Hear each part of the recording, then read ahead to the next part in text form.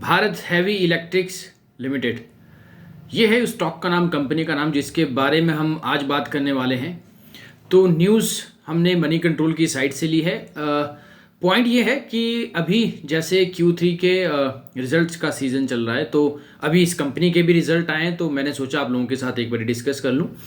तो आर्टिकल में जो लिखा है दोस्तों, उसके हिसाब से हम इसको डिस्कस करने जाएंगे, क्योंकि जो डिफेंस सेक्टर है वो काफ़ी मनपसंदीदा सेक्टर है काफ़ी लोगों का, और हम भी काफ़ी क्लोजली इसको ऑब्जर्व करते हैं। देखिए दोस्तों, ऐसा कुछ नहीं है कि बहुत कोई रॉकेट साइंस लगानी पड़ती है। जब मैं कर सकता हूँ इन्वेस्ट, या मैं चीज़ों को एनालाइज कर सकता हूँ, तो मैं भी आप ही की तरह एक नौकरी करने वाला बंदा हूँ यार। तो आप भी कर सकते हैं। तो मैं कोशिश करता हूँ कि अपनी वही नॉर्मल लैंग्वेज में आप तक जो चीज़ें मैं डिस्कस कर सकूँ थ्रू न्यूज़ पोर्टल्स और जो भी न्यूज़ अपडेट आती हैं उनके थ्रू। तो बस उसी कोशिश में आज हमने जिस स्टॉक को उठाया है वो है BHEL। काफ़ी जाना माना स्टॉक है डिफेंस सेक्टर का। तो उसके रिजल्ट आए हैं, क्या शानदार रिजल्ट आए हैं दोस्तों। तो उसी के ऊपर बात करेंगे थोड़ा सा इस वीडियो में आगे।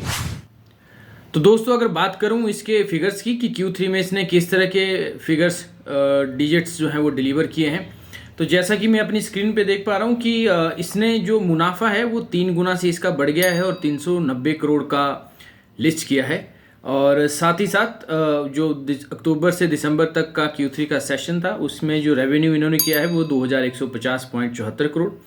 अगर आप सेम पीरियड पकड़ेंगे पिछले साल का, तो उस टाइम पे इनका रेवेन्यू था 1688.64 करोड़। तो काफ़ी अच्छा जंप हमें रेवेन्यू में देखने को मिला है दोस्तों इसका, और मुनाफे में भी देखने को मिला है। तो इनकी एक्सचेंज फाइलिंग के अनुसार 2024-25 के Q3 के अंदर इन्होंने 134.70 करोड़ का जो है वो प्रॉफिट दर्ज किया है। और बात करें इसकी रेवेन्यू की, तो इन्होंने रेवेन्यू को 18% से बढ़ाया है और रेवेन्यू दर्ज किया है 8691.85 करोड़, जो कि इसी ड्यूरेशन में आप प्रीवियस ईयर में देखेंगे तो वो था 7385 करोड़। उससे बढ़ के 18% का इंक्रीमेंट आता हुआ इसके अंदर इस ईयर में देखा गया। तो बाकी की जो डिटेल है वो आप डिस्क्रिप्शन में जाके, इस न्यूज़ का मैं लिंक आपको मेंशन कर दूंगा, आप वहाँ पे जाके आराम से भी इसको चेकआउट कर सकते हैं। और बाकी आप NSE की साइट पे जाके भी चेकआउट कर सकते हैं सारी की सारी डिटेल्स, और इससे रिलेटेड बाकी अदर कंपनी से रिलेटेड भी। बाकी इनकी ऑफिशियल साइट जो है आप वहाँ से भी चेकआउट कर सकते हैं सारी की सारी चीज़ें। तो ये था दोस्तों एक छोटा सा प्रयास आप लोगों को इस स्टॉक के बारे में, इस कंपनी के बारे में बताने का, क्योंकि ये एक काफ़ी स्ट्रॉन्ग कंपनी है अगर हम डिफेंस सेक्टर के पॉइंट ऑफ व्यू से इसको देखें।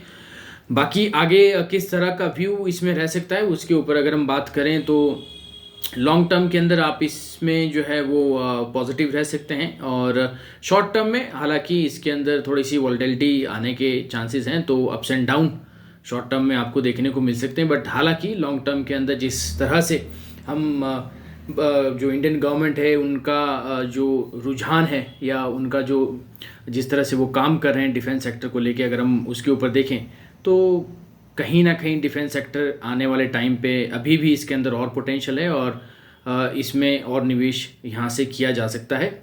बाकी आप किसी भी डिसीजन लेने से पहले अपने जो फाइनेंशियल एडवाइज़र हैं उनसे ज़रूर सलाह मशवरा करें, और उसके बाद ही कोई आप निर्णय लें। हमारा प्रयास सिर्फ इतना है कि हम आप तक न्यूज़ लेके आते हैं और अपनी छोटी सी वर्किंग आप लोगों के साथ शेयर करते हैं बहुत ही कॉमन वे में, ताकि आप रिलेट कर पाएँ और समझ पाएँ। क्योंकि जब इसमें मैं निवेश कर सकता हूँ स्टॉक मार्केट और म्यूचुअल फंड के अंदर, तो मेरी तरह मेरे भाई बहन जितने भी इस वीडियो को देख रहे हैं, जो एक सैलिड क्लास है, एक मिडिल क्लास है, लोअर मिडिल क्लास है, अपर मिडिल क्लास है, जितने मर्जी क्लास में आप उसको तोड़ लें, तो वो भी कर सकते हैं। बस दोस्तों, शुरुआत जो है वो थोड़ी सी डिफ़िकल्ट रहती है, वो एक बार आपको डिसीजन लेना पड़ेगा करने के लिए, और उसके बाद अपने आप चीज़ें जुड़ती चली जाती हैं, और एक वेल्थ क्रिएशन की तरफ आपका वो एक पहला स्टेप होता है।